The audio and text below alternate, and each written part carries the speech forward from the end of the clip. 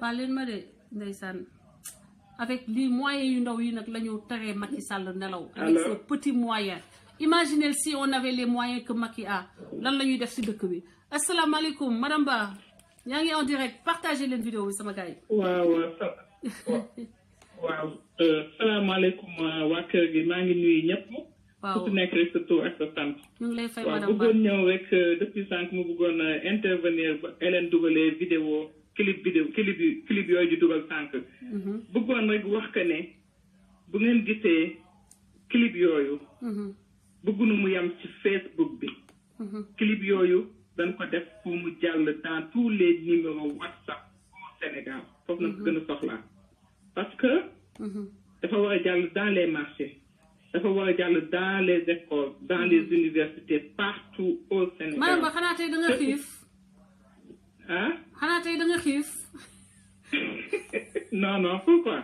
baat bi dafa sedd trop ak yokkal baat bi waaye ah. waaw di wax rek ne dama bëgg wax sama gars yi vidéo clip yooyu ñuy wane bi Hélène teg tey ak démb. objectif bi mooy mu jàll dans tous les numéros WhatsApp au Sénégal. ma sœur Colette. foofu nañ ko gën a soxlaa. c'est des vidéos de sensibilisation yoo xam ne. ñoom ñoo ko wax seen gémmiñu bopp personne n'a rien inventé. effectivement. ndax yabaate mënul weesu foofu kenn sosalu leen. kenn fenalu leen kenn inventé wu leen dara. seen làmmiñu bopp la génne. Souleymane Jules Diop ci làmmiñu boppam la génne. Macky Sall li mu wax ci làmmiñu boppam la génne. donc ñun les Sénégalais bu dee muus nañu lool duñu xaar kenn diñu wax jug leen. dëgg la dëgg la donc li ma bëggoon wax mooy. en parlant de parrainage boobu ñuy wax. Hélène am na benn audio bu ma la yónnee sànq xam naa gisaguloo ko. kooku benn membre jubbanti moom moo ko wax. teg naa ko ma yónnee la ko. parce que waaw. parce que gis nga naxante. fu mu nekk nii foog naa wax dëgg yàlla amul benn Sénégalais boo xam ne xamuloo li xew biir Sénégal à moins que nga ne da ngay ignorer te boo ignorer di parrainer Macky Sall yaa ngi parrainer sa cimetière. yaa ngi parrainé maanaam yaa ngi defar yaa ngi gas sa bàmmeel ak sa bàmmeelu njaboot. ndax fu mu nekk nii Macky Sall rey nañu sidd nañu léegi moom toj suñuy yax daal suul ñu lakk ñu rek moo ko def. donc na leen jug taxaw. fépp foo xam ne doomu Sénégal mi ngi fa. que ça soit au Sénégal que ça soit dans la diaspora. jubbanti ñun ñëpp ñoo ko bokk jubbanti du Hélène kese. jubbanti du man kese jubbanti c'est le Sénégal Hélène daf ko initier ak xol bu rafet bëgg bépp sénégalais taxawaay jubbanti. donc ñu ngi woo ñëpp ñu dugg jubbanti. su ngeen duggee jubbanti. ça veut dire que ne. vous êtes ambassadeur de jubbanti fépp su ngeen mënti taxaw ci àdduna. dans les maisons. fépp foo xam ne yaa ngi fay taxaw rek xamal ne ambassadeur jubbanti nga te lépp loo xam ne Macky Sall ak ay nitam ñi ngi koy manigancé di nax nit ñi dañ ci war a dem ba jeex teg ci sa tànk doo ko tekke du am di sensibiliser nit ñi di waxtaan ak nit ñi fu mu nekk nii kenn waratul toog seetaan ñi nga xam ne mosuñu wax man di wax yéen xaw ma sax luy wax waaye Hélène mii moo ma inspiré ma gis sama bopp xoolaat sama bopp xam ne maa ngi ci erreur parce que toog di seetaan télé ak di liggéey di wàcc ignorer li xew sama réew du ma wax loolu man dama wax c'est selfish et c'est égoïste ku nekk dafa war a wax ku nekk dafa war a dugal loxoom ku nekk dafa war a participer ku nekk dafa war a takk ndigam parce que Sénégal ñun ñoo ko moom ñun ñoo ko bokk te amul kenn kuy jóge ci àll bi ñëw dinu ko defaral effectivement amul kenn kuy jóge ci àll bi ñëw dinu taxaw dëgg la Rwanda yi wala doo leen partage vidéo yi waa Rwanda duñu ñëw duñu defaral suñu Sénégal moom madame Ba loolu nga wax lu am solo la Rwanda duñu ñëw duñu defaral suñu Sénégal Burkinabé yi ñoom mu ngi defar Burkina Faso sauf que am naa fa goro le plus sénégalais des Burkinabé Oued Raogo maa ngi lay ziare depuis fii state la nekk madame Ba li nga wax dafa am solo mooy ni que jigéen yi yéen yàlla di defar kër yi xam nañu ne bu baax amul benn kër goo xam ne góor rek moo ko defar góor len la ñu am dépense joxe le minimum le basique li tax kër yi di dox jigéen yi la moo tax may nuyu soxna siste Ndella Madior aussi maa ngi lay ziyaare bu baax gis naa la nga dugg di wax ni que jigéen yi takk leen seen ndigg ñu génnee Sénégal ci situation bi mu nekk nii yéen la parce que gis nga ñoom gouvernement yi bu ñuy caaxaan ba élection jot dañuy ñëw ci yéen ñëw ci seen i groupement duñu leen faale bu nekkul élection yegsi bu élection di jot ñu nax leen am benn maire kaboy bandi bu nekk ci koñ bi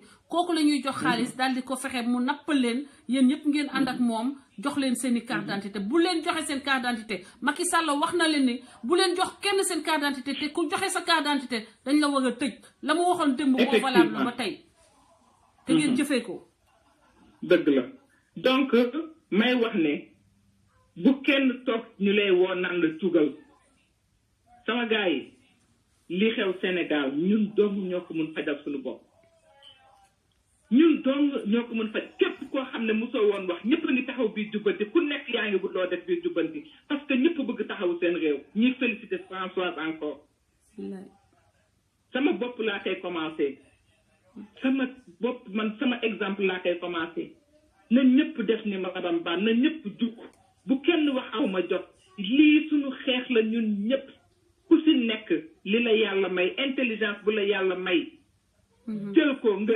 utiliser que contre ces gens qui nous terrorisent effectivement nanu jug taxaw nanu wax fu nekk nan fa dugg les vidéos yi ni xam ne waa jubbanti ñi ngi koy présenter vidéo yooyu du juste pour présenter que Facebook déedéet dañu bëgg képp koo xam ne yaa ngi yor sa téléphone boo xoolee sa téléphone am nga presque 50 wala 60 contacts nga lancer les vidéos mu dugg fépp biir Sénégal dans les villages les coins et les recoins du Sénégal. parce que c'est la communication la clé li tax ba Macky Sall jënd journaliste yi madame Ba. ñun sàccunu milliards ñun sàccunu ay milliards yu ñu distribué nous n'avons pas des millions à distribuer mais am nañu suñu fulla am nañu suñu fayda am nañu suñu jom suñu personnalité di nag utiliser suñuy intelligence pour jàkkaarloog Macky Sall. Effectivement. Macky Sall n'est pas plus intelligent que nous. Effectivement. Il n'est pas plus intelligent que nous. Ils ne sont pas plus intelligents que nous.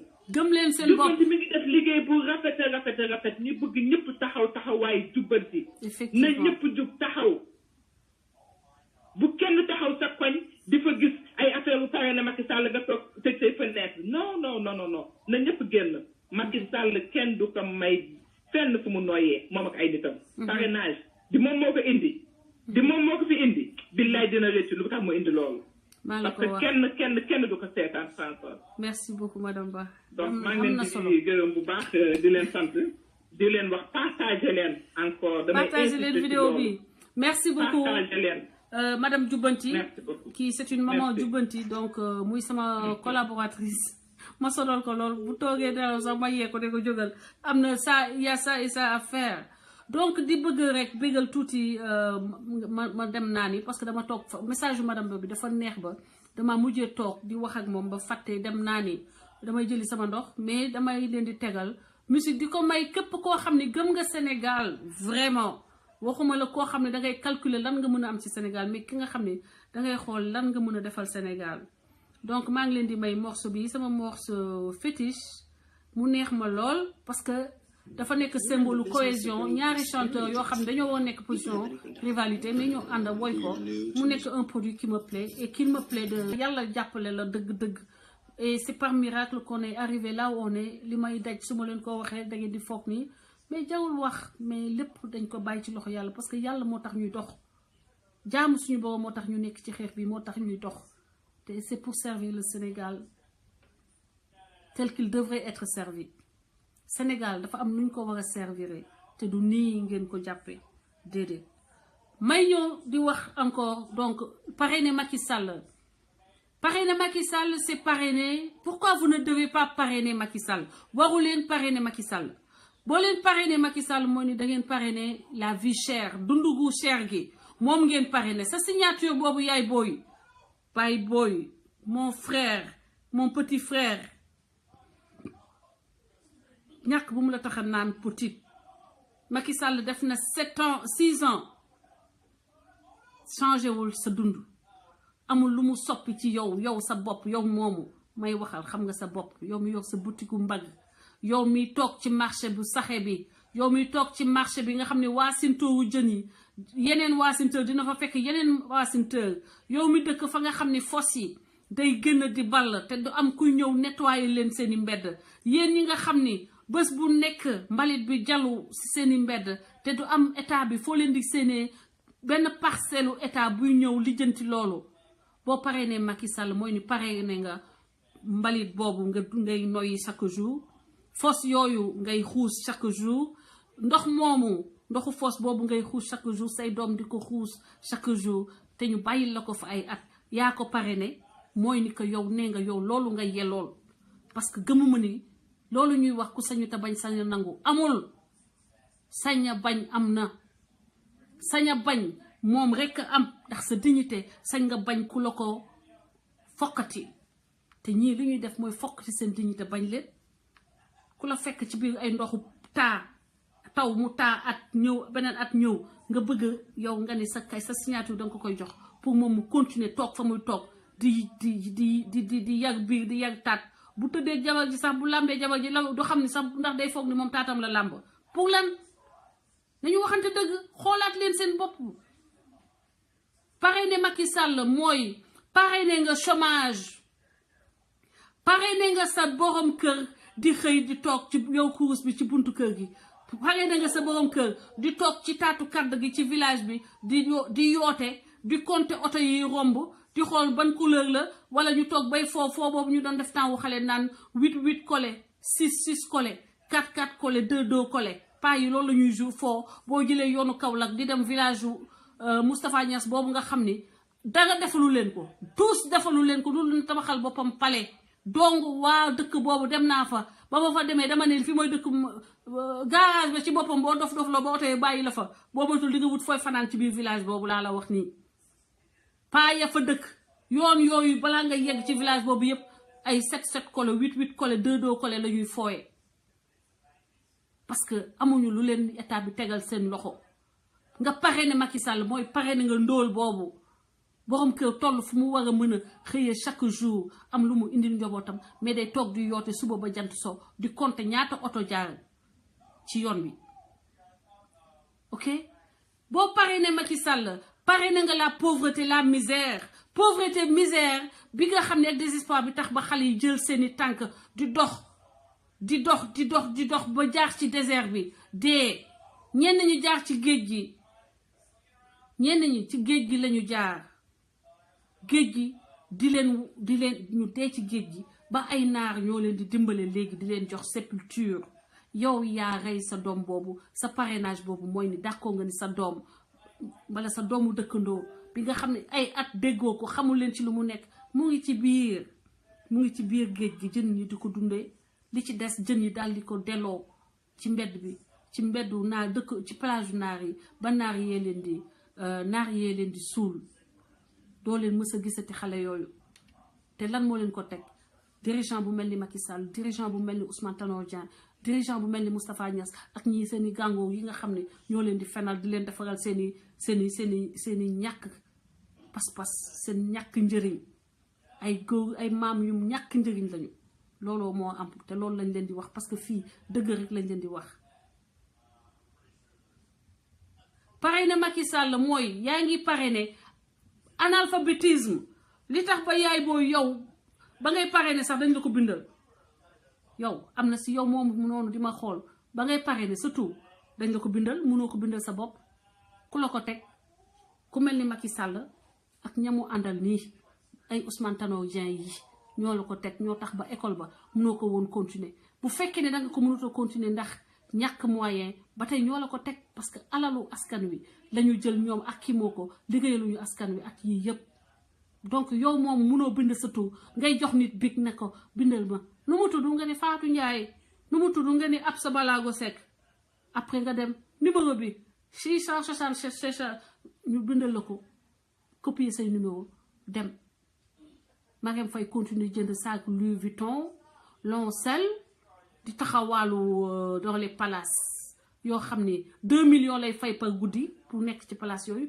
dëkk fa pendant 2 semaines 3 semaines ak gàngooram yow moomu nag yaa ko fayal facture boobu lekk yu neex ya muy lekk yow yaa ko koy fayal saak yu cher yooyu ay saagu 2 millions 3 millions ay chaîne 2 millions 3 millions yi muy taxawaaloo yow yaa leen ko fayal te yow yaa ngi noonu toog bind sa tur sax mënoo ko te lan moo tax mënoo bind sa tur ndax système bi ñu fi teg yow nga nekk ki nga xam ne nag chaque jour système boobu yow yaa koy sottil ndox bu dee essence yaa koy defal essence bi tax bu dee oto la yaa koy defal essence bi tax muy continuer di daw du paan bu demee bay paan sax nga dagg yow say deret sottil leen ne leen dem leen yéen kay dem rek ngeen di def waaye man moom lii ma nekkee ni moom macha allah mun naa toog du ma am lu ma tegal samay doom ñu lekk du ñu lekk lu baax du ma tegal sama doom ñu am bagage yu ñuy demee du ñu am possibilité construire seen vie xam nga la bêtise des apéristes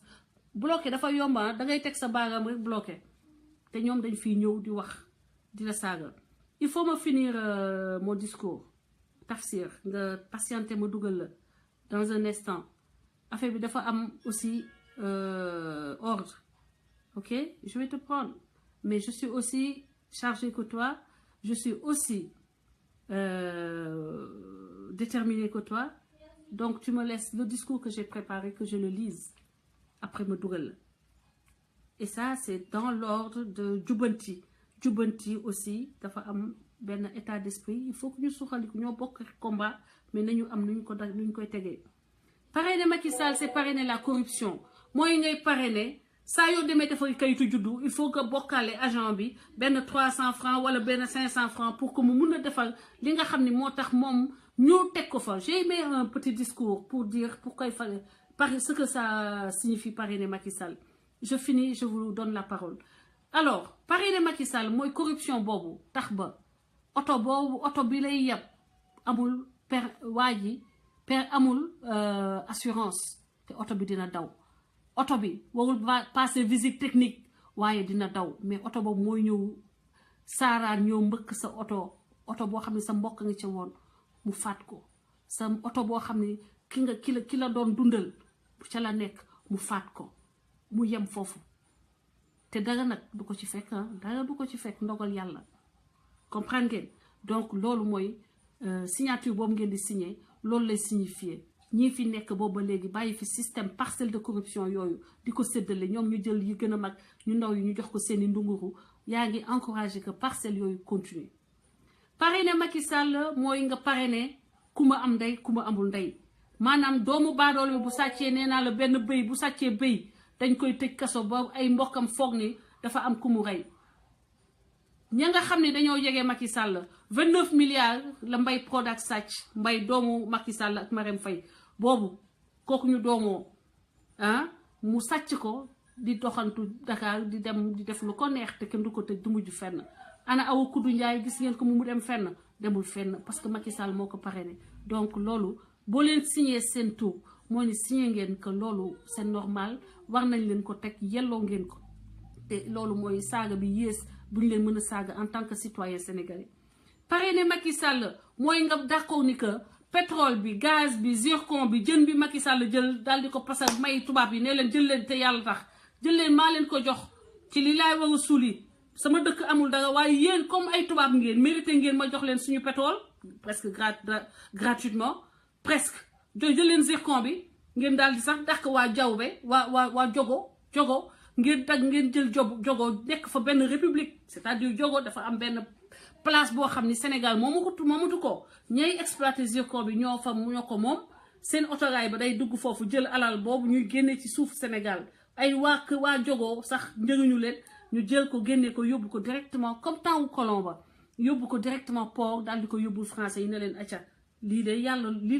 laa leen liggéeyal man Macky Sall donc bàyyi leen ma au pouvoir xanaa di ngeen ma jàppale su ma naree jalgati carte gi pour des au pouvoir di ngeen ma jàppale ñooñu ne ko kay Macky Sall loolu lay def bés bu nekk ay milliards di romb seen bakkan yéen doo leen ci seen leneen lu dul dërëm 5 francs le kilo leen ko jaayee ñoom bu ñu demee liggéey ko ñu ko jaayee 3 millions le kilo l'éponge de titane 3 millions le kilo Macky Sall di ko jaayee tubaab yi 5 francs dërëm laa leen wax de bu leen reetaan loolu la ñuy jaayee ñun suñu zircon tubaab yi te loolu Macky Sall la ko def ngeen parrainé ko ngeen ni ko wax nga dëgg de Macky Sall ñun de dërëm la ñu yelloo ñun mun nga ñu ko joxee jaayal ñu ko dërëm boobu ñun parce que ñun de wax yàlla soxla ñu dara ñun fii suufu maam Cheikh Ibra Fall la sëñ Touba donc finalement ñun ay ñaan rek am nañu ay ñaan donc soxlawuñu zircon tubaab bee ñu ko gën a yelloo tubaab bi nga xam ni suufam dara newu fa bu yóbboo dugal ci ay usine am jaayee ko 3 millions ay doomam am hôpital am école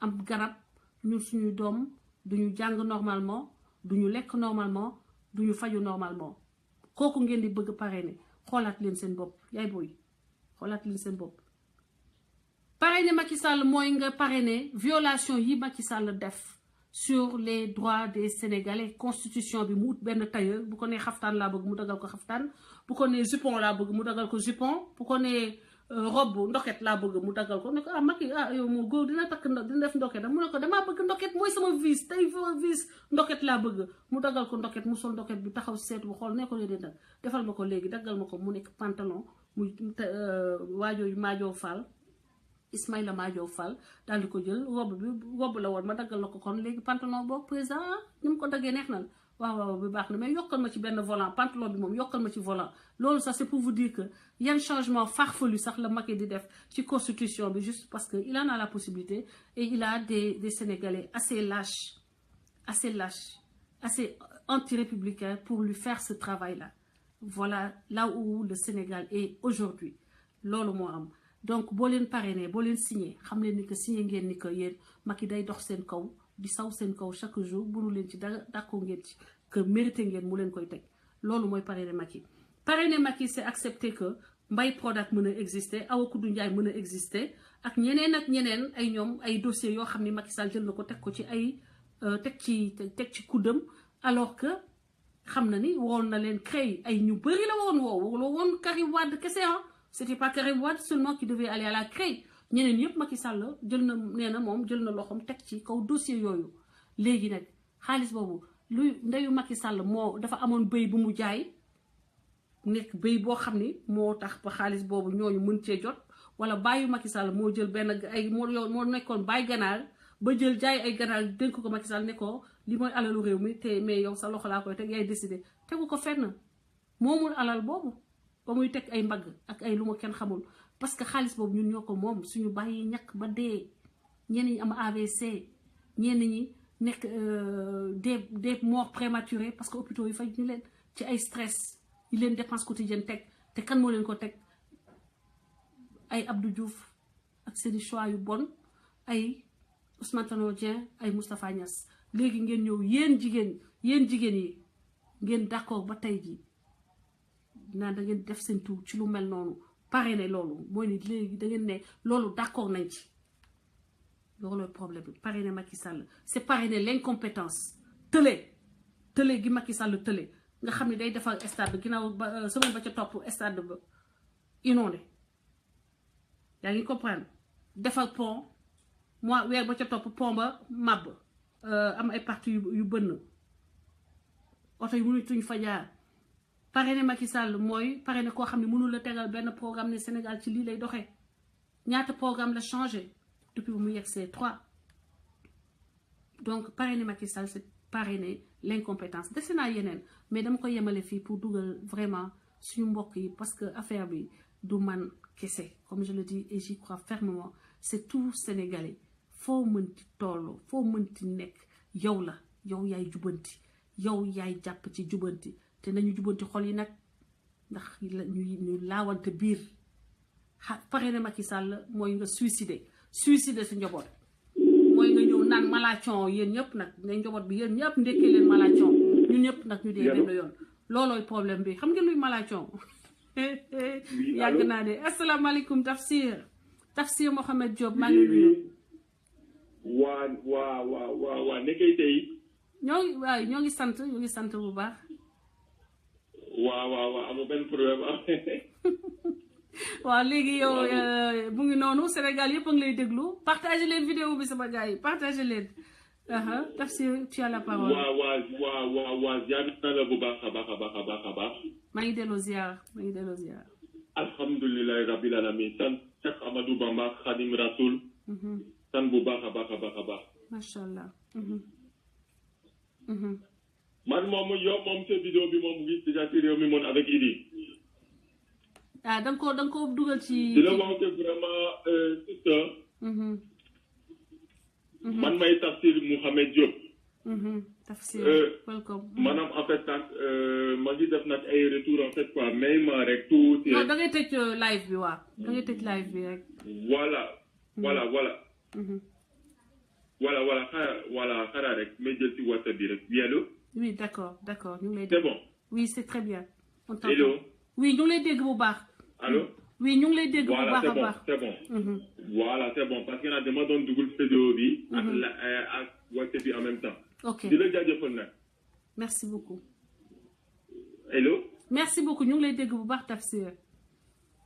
voilà di la jaajëfal bu baax a baax. merci. man sénégalais la boo xam ne man Côte d'Ivoire laa juddoo Côte d'Ivoire laa màggee. je m'appelle Tafsir Mouhamed Diop. macha juddoo allah Côte d'Ivoire le 11 octobre 1980. macha allah. jóge Côte d'Ivoire. le 23 septembre 2010. ndeysaan. soo gisee sama accent ak da mel ni comme ñàkk la. waaw mais ça le mange à moi. voilà amul problème noonu la c'est la diversité. Bayan Faye sama papa sama papa tudd te ñu ne yàlla xare ko àjjana muy Mam Doki Diop. jaajëf waay. juddoo Côte d'Ivoire. yal na ko yàlla màggee foofu macha allah rabi. yal na yàlla yokk dugul leeram. armée. amin dugul armée. le 13 juillet 1998. bokk ci force spéciale Côte d'Ivoire. ba 2004. malgré que sénégalais la. mais bokk ci force spéciale de 2004. macha allah. parce que def na l'école militaire préparatoire technique de Bingerville mel ni comme Saint-Cyr fii à Saint-Louis. Saint-Cyr def na l'école militaire préparatoire de Bingerville. au Prytanée militaire. mel ni comme Saint-Cyr fii Prytanée. mel ni comme le Britannique. fii comme voilà mel ni comme le Britannique fii foofu génne ak sama bac. am sama grade de lieutenant. nekk naa dans les forces spéciales ivoiriennes jusqu'à 2004. malgré que nag sama yaay ak sama papa ay sénégalais leen. si la double nationalité. je pen wax ni que nag. te que ñu ngi dund Sénégal bi tey nii. Macky Sall mii nii. dana war a rey ndeyam. am na lu tax maa ngi jégalu ci kàddu bi. waaw. parce que tey nii. suñu demee ba ñun tey nii. Macky Sall en tant que président boo xam ne dafa juddoo nag jamono indépendance. dëgg la. bëgg nag jël dëkk bi di ko jaay. tubaab bi. di ko jaay asiatique yi c'est qu'il y a un problème. dëgg la. Macky Sall dafa fàtte jamono Mobutu. dëgg la. dafa fàtte jamono Denis Sassou Nguesso. dafa fàtte nag jamono nag ñooñu boo xam ne ñoo ko jiitu nag. dans la dictature mel ni comme ay Félix Houphouët-Boigny ak yeneen ay Blaise Compaoré ay yeneen. dëgg la. ñun moment où ñu doon nekkoon en force spéciale. ay français noonu doon entraîné. au 43e bi ma à Abidjan. ci mu xam Abidjan dëgg-dëgg Port Bouet noonu la jël aéroport ay français noonu doon entraîné. mais guerre bi moment dafa commencé. le 19. 2002. le 19 septembre 2002. français ñoo jël seen arme di rey ay ivoiriens foofu di rey ay africains. gis di rey ay africains. yeneen fàttaliku moment où sniper yi dañoo taxawoon ci la tour à l'hôtel Ivoire. di tirer ay balles réelles. sur la population ay 12-7 dans la population sénégalaise yeneen ko fàtte. la population ivoirienne si. yeneen ko fàtte de. Personne n'a levé le seul doigt. man jour boobu nii laa jël sama décision génne armée man jour boobu nii laa génne sama décision. génne armée au Côte d'Ivoire. lijjanti nag c'est que dama war a lijjanti. nekk un Baye Fall de nekk Baye Fall dëgg-dëgg. Hélène. dina la def ay révélation lu bari. te man bu ma caché man sama identité. je m'appelle Tafsir Mouhamed Diop.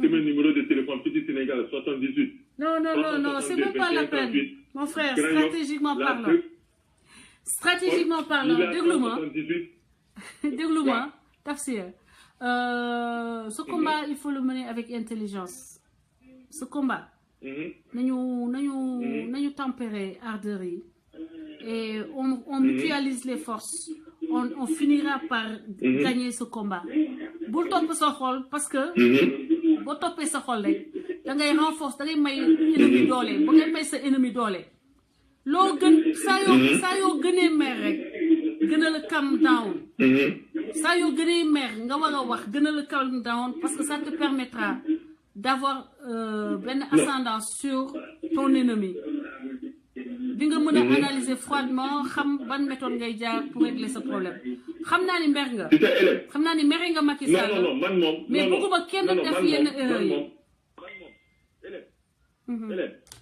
Hélène dama la wax man yàgg naa la suivre ok yàgg naa la suivre je te suis depuis bien longtemps dëgg la di la wax que Macky Sall bi nii lu mu def lii lépp nii tey bon maa ngi doon suivre tey dana que non ñu ngi bloqué ci live ak kii mais yow xamoo que Macky Sall moom a defee dem Chine de visite à Chine bi xam naa nan mooy objectivement ñëpp xam nañ ci àdduna que Chine dañoo ay ci wàllu tech dañoo ay ci wàllu technologie man de sama live ak yi kenn dootu ko gis damay nekk live samay mbokk duñ ko gis samay xarit ñu jege sax duñ ko gis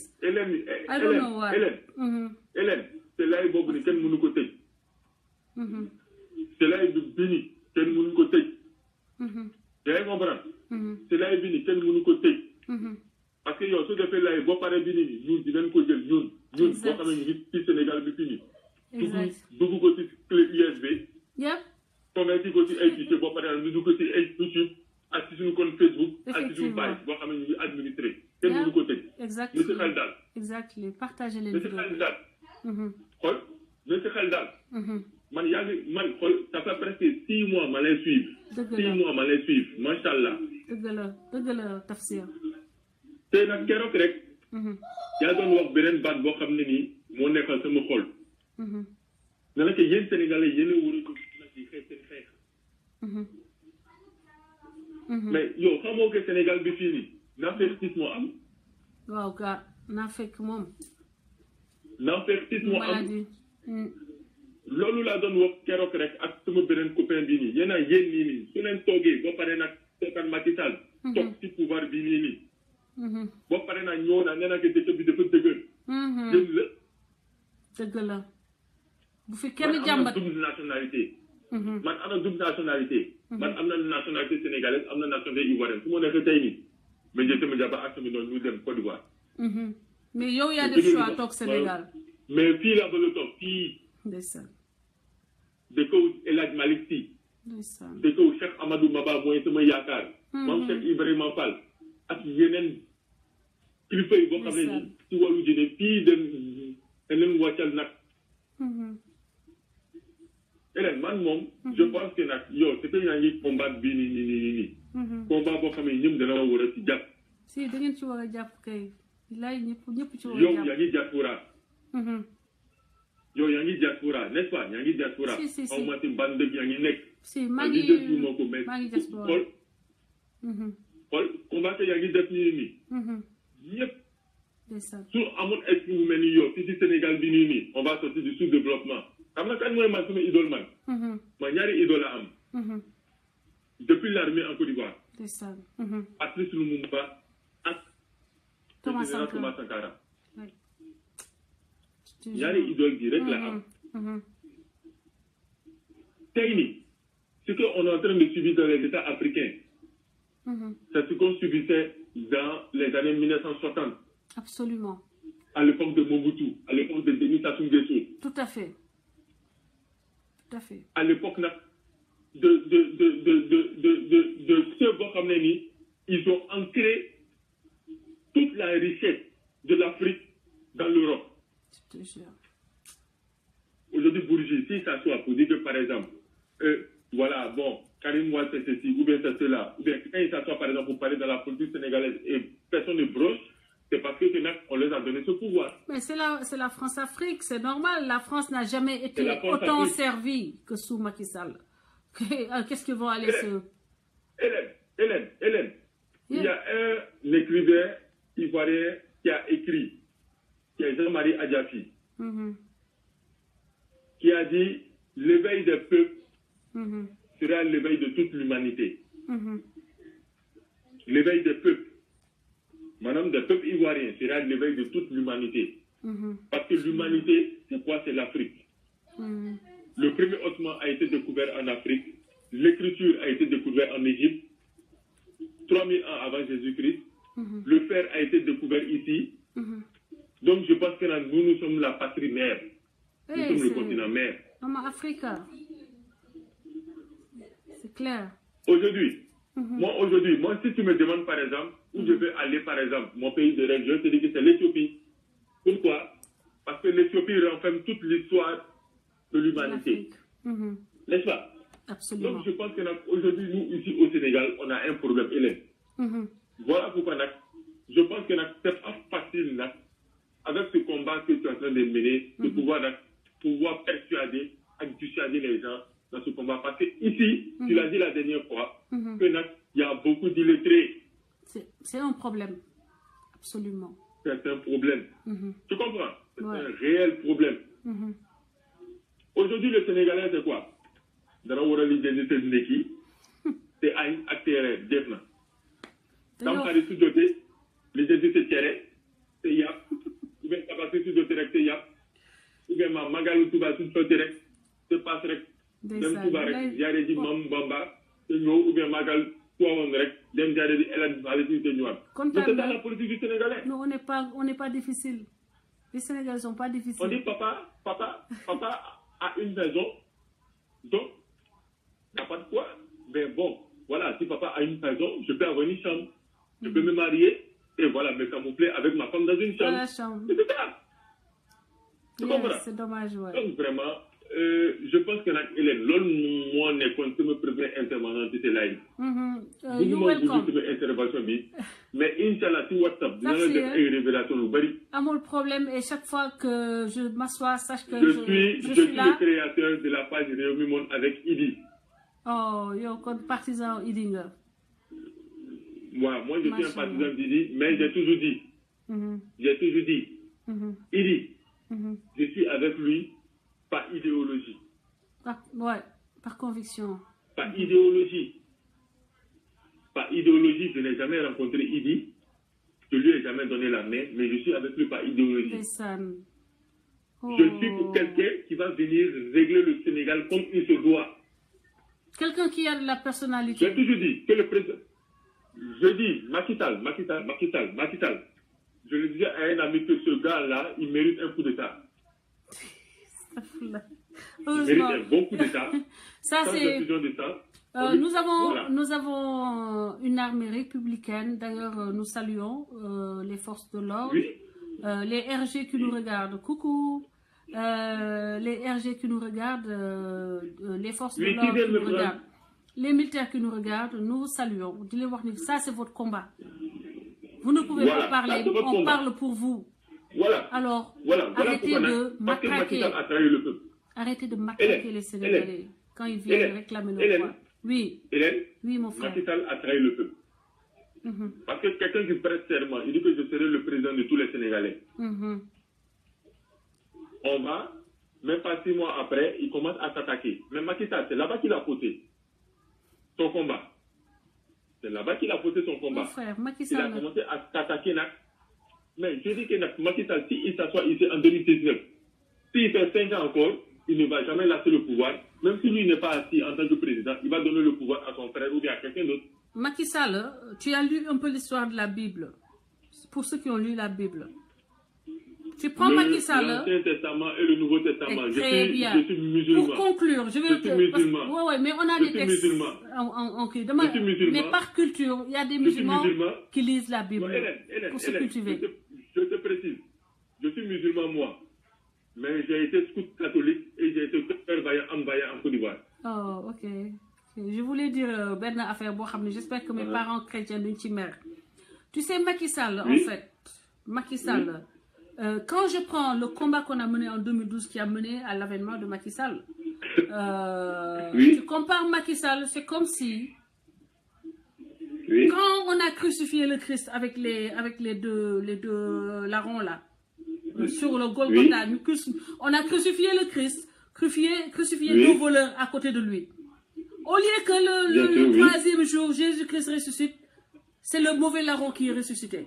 C'est exactement Macky Sall. C'est comme Macky Sall a fait. Non, nous l'avons. C'est-à-dire que Macky Sall, c'est comme si c'était Barabbas qui est ressuscité le troisième jour et non Jésus-Christ.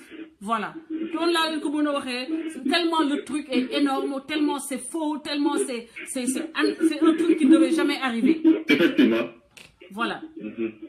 Donc, Tafsir, content na trop, ñëpp bëgg nañu vraiment. Voilà, vraiment de l'encourager. Beaucoup de sama audio bi def ko.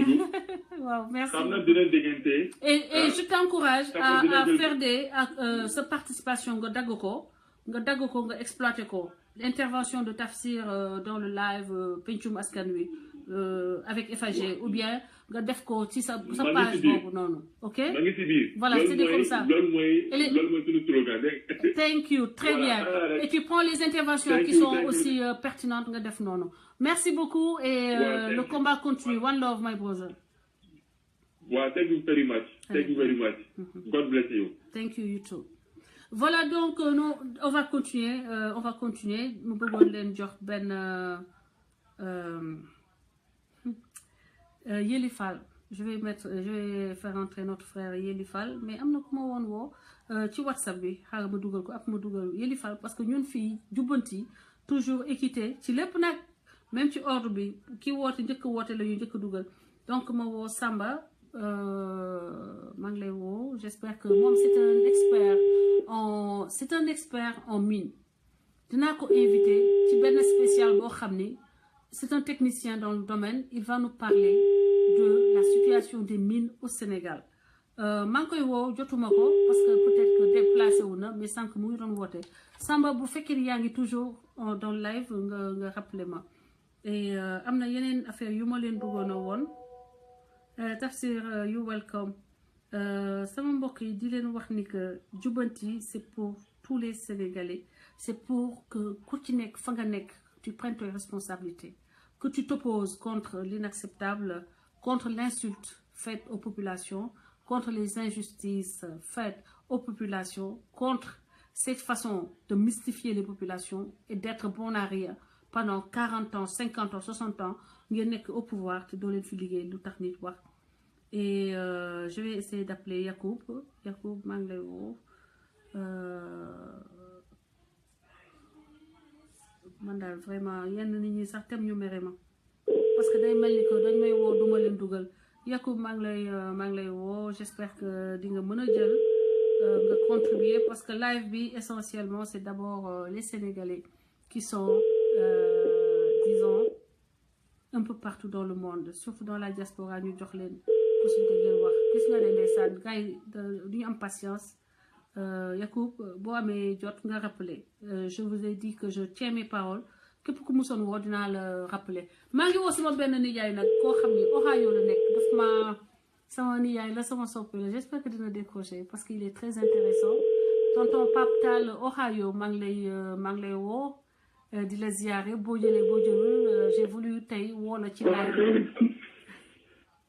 Maaleykum salaam tonton Pape.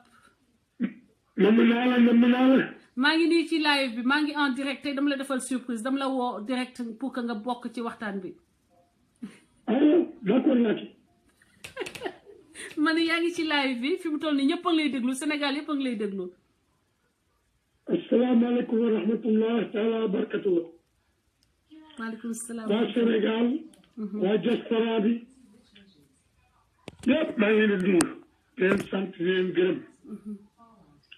di leen ñaanal yàlla. yàlla defal ñu jàmm. musal ñu ci musiba mii nekk Sénégal. amiin. yàlla aar ñu aar suñu njaboot gi. amiin tonton. yàlla musal ñu ci musiba yi. amiin. yàlla musal ñu ci doomi koor ñu jaay seen jikko jënd ko ñàkk jom. wallaay amiin. Sénégal yàqu na may leen ko ay kër maa ngi leen di ñaan ngeen may ko ay kër. Sénégal yàqu na. lay papa ñi ma wax. lay papa. ñi ma wax. waxatuñu. da nga ñu jaay seen ngor. dëgg la. xale yi wax yëpp waruñu woon a wax mais ñu leen waroon waxal yëpp jaay leen seen ngor ba kenn waratu cee wax. dëgg la papa may leen ko ay kër na kër gi xonk na kër gi xonk may leen papa ay kër. Sëriñ Tuubaa ne woon na jamono wi ñëw. doomu aadama di nga gis doomu kilifa yoo xam ne dañuy jaay seen ngor. jënd seen ak leer jënd ko lëndëm mooy jaay sa ngor jënd ko ngoree di. bilaay dëgg la. te toll nañ ci léegi. li may wax tey nag di ko wax ëllëg di ko wax ci daay rek sax mooy lenn rek. nañuy wax ka ca kër sëriñ ba ak ka bokk ca sëriñ Diop. waaye sëriñ bi moom amatu fi moom. Sénégal ba mu daj. déet kay. sëriñ Tuubaa ak i doomam ñoo fi doon sëriñ. Alaaji Malik ak i doomam ñoo fi doon sëriñ. ndax kenn mos a gis ñooñu ak seeni doom ñu jéggi seen tànk mukk. di topp doomu aadama mbaa ñu sakku dara ci doomu aadama. sëñ Moustapha Sall wax na lu wér. nee na war nañoo rus ak a jomb. nit ak àddina bugg dara ñëw ci ñun. di ko wut ba amu ko nga wëlbati ko sol sa laal di toppaat ci moom di sakku ca la mu amoon ci yow. te loolu góor su ne war na ko rus. dëgg la. nañ sax ci ngor. réew bu fekkee ne ki koy laaj. dafa dëgg ay jaam ñu jaay ko seen carte ñu jox ko nguur gi. bu joxee nguur gi ba pare di leen faale ndax la leen ko jox da koo jënd ci yéen. dëgg la. da koo jënd ci yéen. dëgg la papa. man boo jëndee sama dignité. ba ma falu li ma neex dëgg la ndax defaloo ma ko ngir honnêteté defaloo ma ko ngir dama ko mérito. defaloo ma ko ndax dañaa xool sama baat la woon mu nekk. dëgg dëgg dal ma ko demal ndax dañaa bëgg loo jënd ceeb ak diw. mu ngoog. loolu moo yàq jamono bi léegi. dëgg la. moo yàq jamono bi fi nekk ni combat bi ñu yëpp war a am ci àddina dañ leen rek la. bu ñëwee ci diaspora bi wax naa ko waxati ko. ñëpp a war a jóg. guddeeg bëccëg dara warta duñ si soxla fu consulat ne. fu ambassade ne. dëgg la ñuy def ñu suñu xëyee def ko liggéey di fa taxaw di lijjanti carte jël dëkk ca dëkk ba. ñu dëkk ca état ba kenn ku nekk taxaw ñu lijjanti suñuy carte fu mu ne. dëgg te muy dëgg. combat bi yëpp loolu la wax ci télé yeeg wax ci vidéo yeeg wax ñi kii yëpp ñooñu wax ci ki ñuy waxal ñu ngi pousse di def rek dañuy tardel.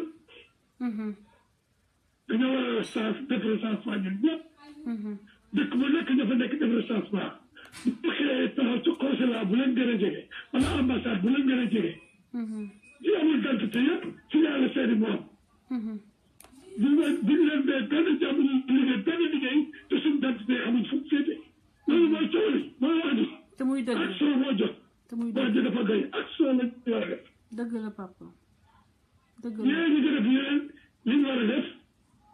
li ñu war a def rek dafa am lu ko tontu. waaw waaye ñu dina doon coppe ngay dépassé rek te résisté woo. Serigne Fall waxoon na ko waaye moo ne ko Mbacke bii day dama laa tudd dafa naa def na ma li def Serigne Fall Mbacke da ko ne. as góor day fàttañu as góor day fàttañu. day fàttañu. waaw. fàttañu mooy dañuy jéem nag alors boo fa tollee loolu def lu la Ablaye Ndiaye def ñu dem ci sa papa waxal ci Ablaye Ndiaye nangam. da nga war a toll foo xam ne nag dootoo boole da ngay fàttañu. dëgg ku la la pousse nga pousse ko ku la dóor nga dóor ko. toll nañ fa toll nañ ci jamono foofu jooju. lañ toll. dëgg la. waaw man déggatu sax wax ci benn rajo léegi. dama am maar ci wax ji amul benn njëriñ. billaay ñu papa. demal fenn man toujours action laay woote. action laay woote man mooy sama doléance action. dañ leen jóg defe nangam def li ñu war a def c'est tout. dëgg la. Sénégal bu ne war ngaa jóg sa identité. muy Macky nekk fekk Abdoulaye Ndiaye ne fekk Abdoulaye Wade ne fekk keneen ku fi nekk ku ne Sénégal bu ne war nga sa carte sa poche. loolu du affaire yi parti du affaire yi dara affaire yi citoyen sénégalais.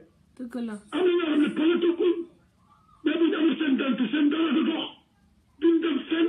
ab ñoom ñu ngi wut parrain. loolu jëm ci dara ci sa àddina. ku yorul carte d'identité nan ngay voté leen nit yaa ngi wut ay parrain. loolu mooy coono bi say militant waaw.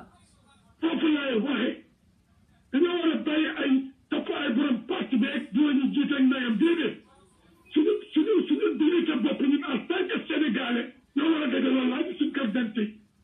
loolu la jubal ci def tukki mënuñoo dem. dëgg am la. na di seet mu ta sotti. carte d'identité ci doomu aadama kale ci doomu aadama kenn xamul nu mu toll loolu mooy coow li am na solo sama waa kër juróom benn tege fi yoo xam ne jot salut Eva keneen noonu am na solo suñu papa idéologie yëpp suñu xeex yëpp moo jot suñu carte d'identité d'abord dëgg la mooy ndax xeex suñu toogee ba dernière heure ñu jox la sa identité moom heure yi fa amoon ah heure yi fa amoon ci élection yi député yi fa amoon man Cincinnati laa nekk fi laa bindoo te fi laa mos di wootee keroog ba nga xam ne suba lañu ci lañ dem élection ci laa dem di laaj sama identité ñu dama suba ci samedi ji lay ñëw te samedi ba ñu dimanche ba dem xëy ñu demee New York xeewatee ci même jour élection gis ngeen loolu du man rek c'est pas du man rek du bëri laa ko demee New York xeewatee ji nga war a dawal oto fukk waxtu ak ñaar doo koy daane di dem New York le même jour de élection loolu c'est très grave dafa ñaaw dafa ñaaw am ñu jox seen carte d'identité ba noppi photo keneen nekk ci affaire boobu dañ ko nëpp waroon cee taxaw ba lépp leer waaye chaque événement bu ñu indi rek taf ko rek Sénégal topp ci événement boobu fàtte la plus important bilaay dëgg plus la important mooy carte d'identité dëgg la waaw tellement vrai man loolu laa am li may lancé loolu laa am li may ñaan nit ñun ñëpp ñu taxaw ci ndax kenn ku nekk sa njëriñu bopp la du sa njëriñu chef de parti du njëriñu Abdoulaye Wade du njëriñu Macky Sall du njëriñ dëgg la li muy wax nekk lu am solo mooy priorité bi ñu war a accorder ci combat pour jotaat suñu carte d'identité parce que ki lay parrainé war na yor cartam bu fekkee ni say militant yow yowuñu carte buñ la pare boo defee parrainage tam di nga am handicap c'est vrai que majeure partie des Sénégalais nekkuñu dans des partis mais alors baal ma dafa ko dugal sama laaj waaw tonton amul problème ñu ngi lay déglu ko dugal sama laaj waaw dafa ko dugal sama laaj am na ñoo xam ne buñ la déggee ci laaj la ngay wax waaw ñu ngi lay déglu daal mooy li ma bëggoon la lancé ñëpp taxaw ci gis nga événement yi ni mu demee Sénégal xam nga nit bu la martaxee naan poti bu rëbëri ëppee bu rus nañu sóoraale suñu doom yi nañu sóoraale suñu xale yi ci école yi suñu xale yi ci daara yi suñu xale yi soog a judd lii ñu war a xeexal réewu tegu ci yoon ñun suñu wàllu jeex na gouvernement amalatuñu njëriñ kenn amalatuñu njëriñ man yor identité ki quelque chose ñun amalatuñu njëriñ billaay ndeysaan ñun troisième âge lañ ñun doon def nañ ko ñoom Senghor ak ñoom am na waat waaye nag waruñoo seetaan xel yi ñu door a jubbu ñuy nax seeni bakkan di ko dugal ci kàmb loolu la ñu war a xeex ñun mag dëgg la war koo xeex ci ñu ñu tudde kilifa diine partagé leen vidéo bi sama gars yi 2011 ñaata ilimaani jàkka ñoo nekkoon Sénégal di def bâche ndax affaire yi courant ñaata ilimaani jàkka ana ñooñu waaw voilà kon lañ doon def naa fekk la rek di leen dëgg ci ñoom seen wàcc kaame yi ñuy dem di ko wàcc ci pale bi di ko wàccali ci kër député yi amul benn njëriñ ndax alxuraan ku sell boo ko loolee amuloo kenn njëriñ amul benn njëriñ ana yooyu imam am na ci ñi ci télévision yi di wax tey ci télé bokkoon kenn déggatu leen ci ndox mi ñu ne Sénégal kenn déggu leen ci dëgg la loolu mooy imam naa fekk fu ñu ko teg teguñu ko fenn duñu dara teguñu ko dafa fenn bëri Sénégal ay faux maarab trop ay dëgg la maarab ak maarab bu dañuy benn ay maarab bu dañuy moo gaa ñu naa la Sénégal dañ fa doon tudd sëriñ borom it baatin lañu du ñu xëccoo ci làmmiñ du ñu dem ci télévision di wax lu ñuy wax ci seen biir nekk la ñuy toog lal seen der julli yor seen kurus ñaan yàlla ñëw loolu amatut dëgg la ka ci mujj ñi ci mujj ci daan def loolu ñu Cheikh Abdou Aziz yàlla yàlla tax ci barkeem ak leeram amiin amiin ka ca topp mooy doon ci seen tubaay seen Salif Mbacké amiin ak seen Mourtala amiin tonton ñooñu doon sëriñ si ñu tax ñu naan kilifa diine ñoo moom tur woowu ñu fi des léegi xam nga luñ doon bàyyi seen la dañoo àddina ba ay tukki ñëpp a koy tas ñu ne ko lan mu ne ma dara